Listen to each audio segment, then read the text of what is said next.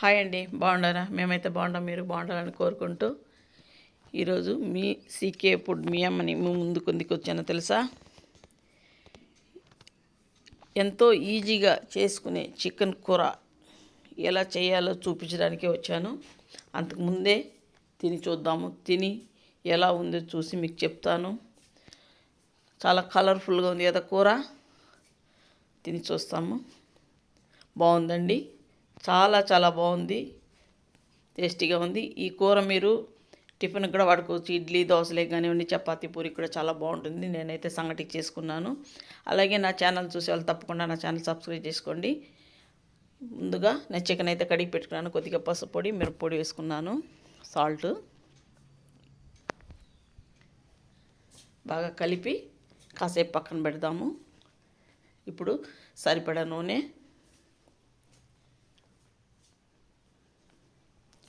ముందే తరిగి పెట్టుకున్నాను కావలసినవి. ఒక ఎర్రగడ్డ అయితే నేను తరుక్కున్నానండి సన్నగా. ఒక 5-6 పచ్చిమిరపకాయలు, కరివేపాకు కొద్దిగా వేసుకుందాము.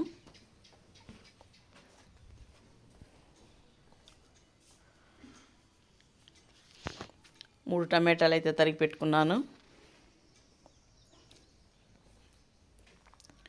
కొద్దిగా సాల్ట్ వేసుకుందాము. చికెన్లో అయితే కొంచెం ఎక్కువ వేసినాను నేను.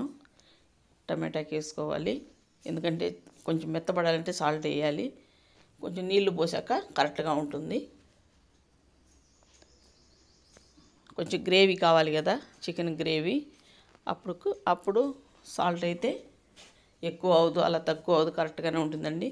ముందే చికెన్ కలిపి పెట్టుకున్నాం కదా, అదైతే వేసి నూనెలో కాసేపు బాగా వాడ్చి మూత పెట్టుకుందాము.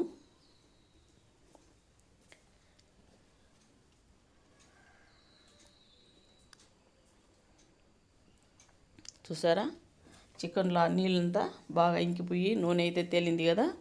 ఇప్పుడు కొద్దిగా గరం మసాలా వేసుకుందాము. ఈ గరం మసాలా అయితే నేను ఇంట్లోనే చేసుకున్నానండి, అందుకే పట్టా లవంగాలు ఏమీ వేయలేదు నేను.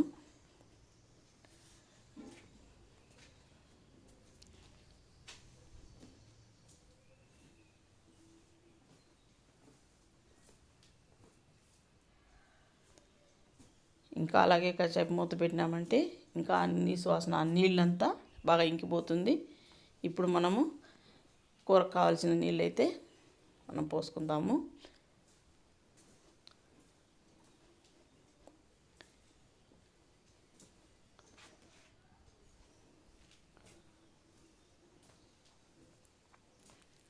ఇప్పుడు కొంచెం నీళ్లు పోసి మూత అయితే పెట్టుకుందామండి. చికెన్ బాగా ఉడకాలి కదా, కాసేపు అలానే మూత పెట్టి ఉడకనిద్దాము.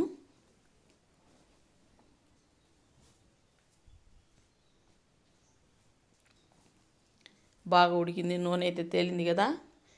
ఇలా నూనె తేలితేనే కూర కొంచెం ఆ వాసన బాగుంటుంది. నూనె తేలితేనే ఉడికిందని అర్థం మనకు తెలిసిపోతుంది. చికెన్ బాగా ఉడికిందంటే నూనె అలా తేలాలి. ఇప్పుడు కొద్దిగా చికెన్ మసాలా అయితే నేను వేశాను. అలాగే కలిపి కొద్దిగా కొత్తిమీరలు, కరివేపాకు వేసుకుందాము.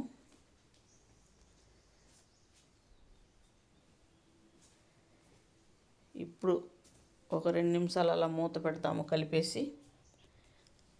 కరివేపాకు, కొత్తిమీర కొంచెం మగ్గిందంటే ఆ వాసన బాగుంటుంది, మరీ పచ్చిగా లేకుండా. చికెన్ గ్రేవీ రెడీ అయిపోయిందండి. కొద్దిగా మిరియాల పొడి, మీరు కావాలంటే మిరియాల పొడి వేసుకోవచ్చు, లేదంటే ఆపేయవచ్చు. నేనైతే వేసుకున్నాను, కారంగా బాగుంటుందనేసి. చూసారా గ్రేవీ ఎంత బాగా వచ్చిందో. మీరు చపాతీ, పూరి, ఇడ్లీ, దోశలకి, సంగటికి, అన్నాలకి అన్నిటికీ బాగుంటుందండి. మీరు కూడా చేసుకోండి. చేసి ఎలా ఉందో నాకు కూడా కామెంట్లో పెట్టి, అలాగే నా ఛానల్ లైక్ చేయండి, షేర్ చేయండి, సబ్స్క్రైబ్ చేయడం మర్చిపోకండి.